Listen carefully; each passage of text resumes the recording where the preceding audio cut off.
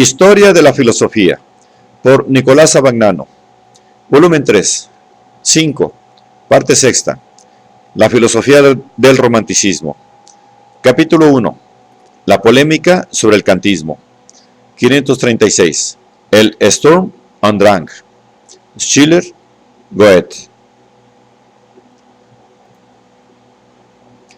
La filosofía de la fe puede considerarse en su conjunto como la expresión filosófica de aquel movimiento literario político que se llamó, del título de un drama de Maximiliano Klinger del año 1776, Sturm und Drang, es decir, tempestad e ímpetu.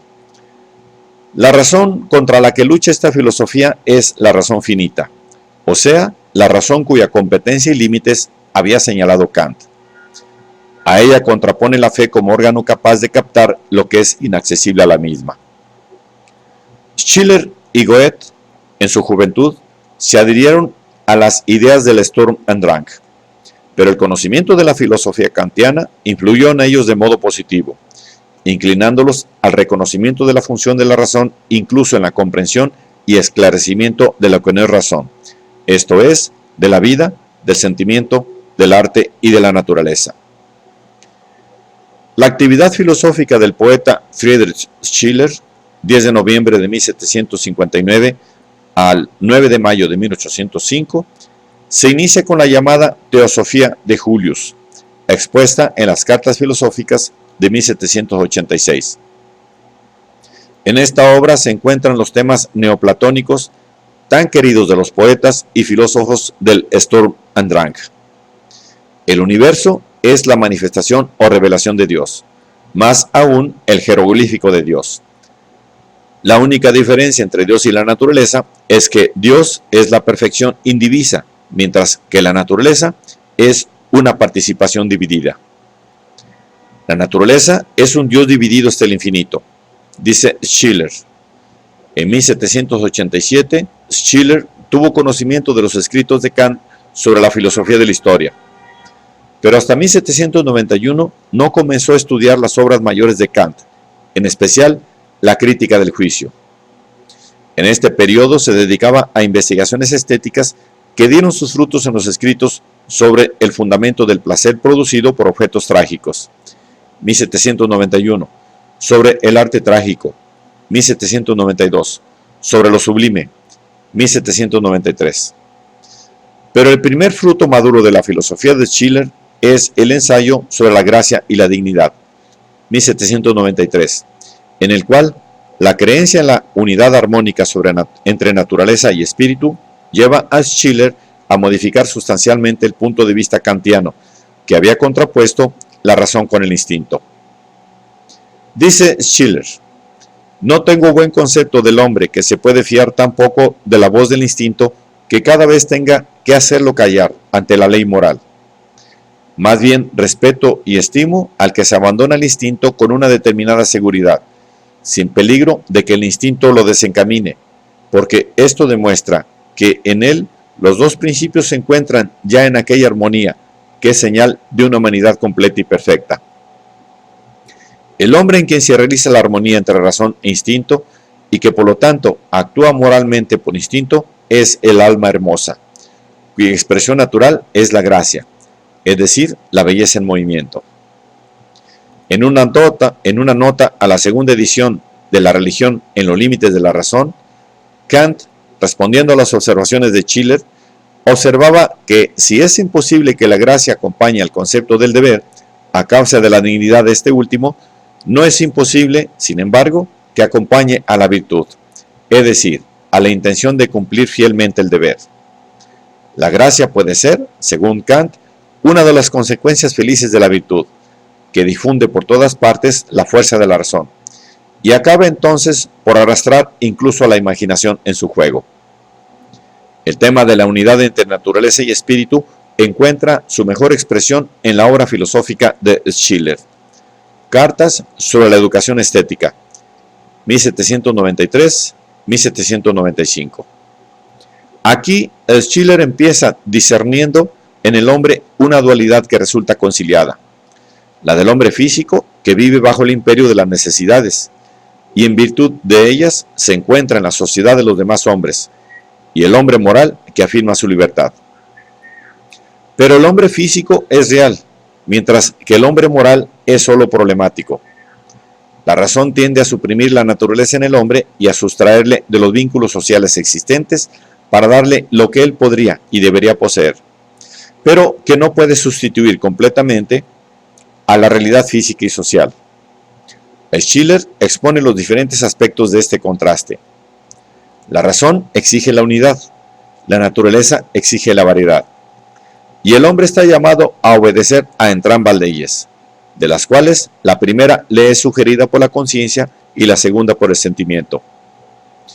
En el hombre, el yo es inmutable y permanente. Cada estado en particular es mudable. El yo es fruto de la libertad. Cada estado es producido por la acción de las cosas externas. Así pues, en el hombre hay dos tendencias que constituyen las dos leyes fundamentales de su doble naturaleza racional y sensible. La primera exige la absoluta realidad. El hombre tiene que hacer sensible todo lo que es pura forma y manifestar exteriormente todas sus aptitudes. La segunda exige la absoluta formalidad. El hombre tiene que extirpar todo lo que hay en él de extremo y poner en armonía sus sentimientos.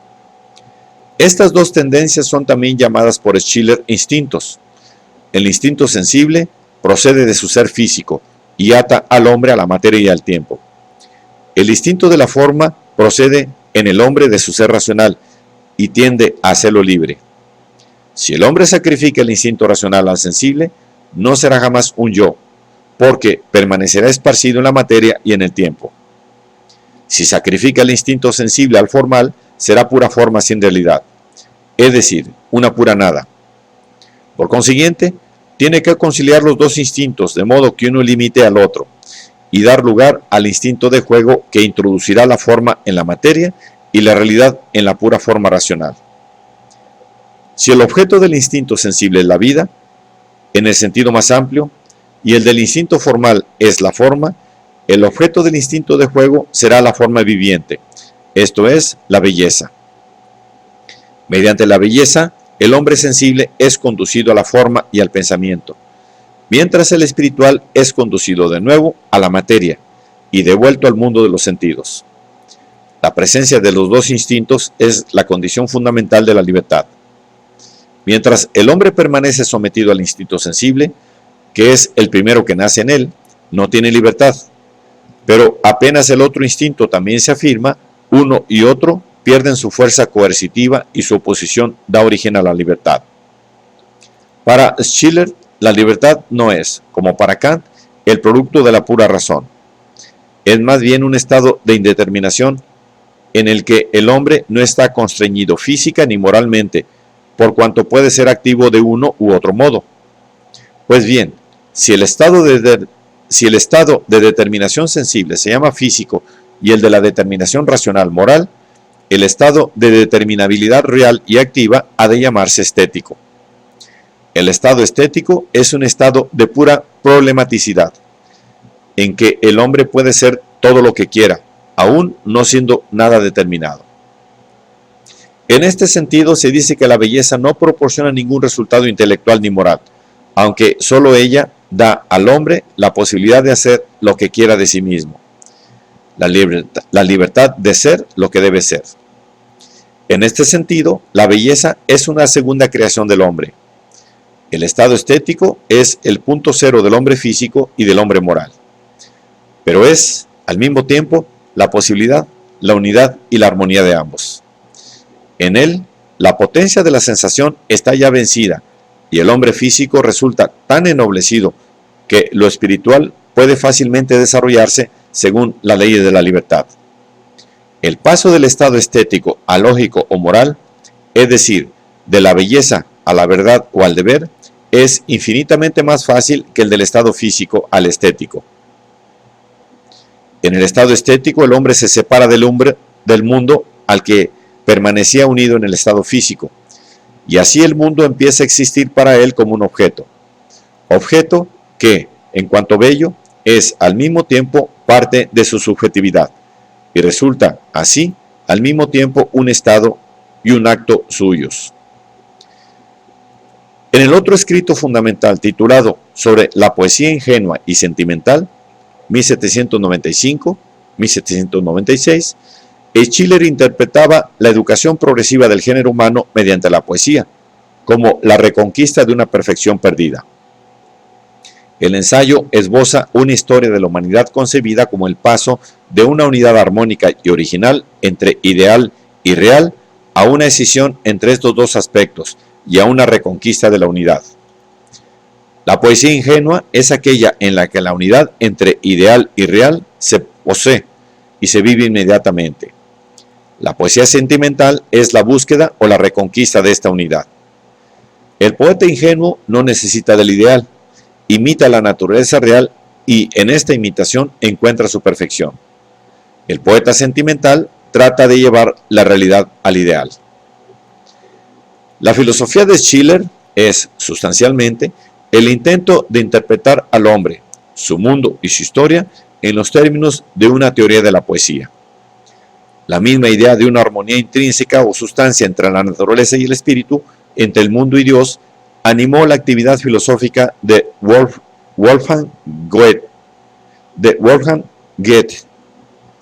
1749-1832, y que, sin embargo, a diferencia de Schiller, hace de ella el punto de partida no de una teoría de la poesía, sino de investigaciones, observaciones e hipótesis naturalistas. El tema que inspiró la reflexión filosófica de Goethe no fue el arte, sino la naturaleza misma. Goethe está convencido de que la naturaleza y Dios se hallan estrechamente unidos y forman un solo todo. Y afirma, todo cuanto el hombre puede alcanzar en la vida es que el Dios naturaleza se lo revele. La naturaleza no es sino el hábito viviente de la divinidad.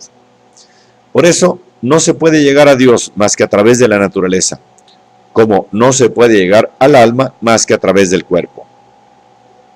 Si Goethe es contrario a los materialistas que hacen de la naturaleza un puro sistema de fuerzas mecánicas, es igualmente contrario a Jacobi, que pone a Dios absolutamente más allá de la naturaleza. Quien desea el ser supremo debe desear el todo. Quien trata del espíritu debe presuponer la naturaleza. Quien habla de la naturaleza debe presuponer el espíritu. El pensamiento no se deja separar de lo que es pensado. La voluntad no se deja separar de lo que la mueve. La existencia de Dios, como la de una fuerza espiritual, de una razón, que llena todo el universo, no necesita demostraciones. La existencia es Dios mismo, dice en una carta a Jacobi, 9 de junio de 1785. Dios es una fuerza impersonal y sobrepersonal que actúa en los hombres a través de la razón y determina su destino. A este destino, que es al mismo tiempo orden providencial, no se sustrae tampoco Prometeo, que en su titánica rebelión contra el Olimpo encuentra en la conciencia de ese orden su ayuda y su fuerza. En esta concepción panteísta se inspiran las investigaciones y las hipótesis naturalistas de Goethe, encaminadas a rastrear en la naturaleza el fenómeno originario, en el que se manifiesta y concreta, en un determinado tipo o forma, la fuerza divina que lo rige todo. Así pues, no participa del punto de vista de Kant, según el cual la finalidad de la naturaleza pertenece a una consideración del mundo puramente subjetiva, pero no tiene valor objetivo. Para él, la finalidad es la estructura misma de los fenómenos naturales y las ideas que la expresan son sus mismos símbolos. Arte y naturaleza se distinguen solo por grados, no en cualidad. El fin que el arte o el artista persigue actúa de una forma menos consciente, pero igualmente eficaz en la naturaleza. Otra expresión de la unidad entre naturaleza y espíritu, que es la fe de Goethe, es el equilibrio, que defendió explícitamente y que constituye la característica de su personalidad, entre sensibilidad y razón. La vida moral no es para él, como para Kant, el predominio de la razón sobre los impulsos sensibles, sino la armonía de todas las actividades humanas, el enlace equilibrado entre las fuerzas contrapuestas que constituyen al hombre. Solo en este equilibrio reconoce la normalidad de la naturaleza humana.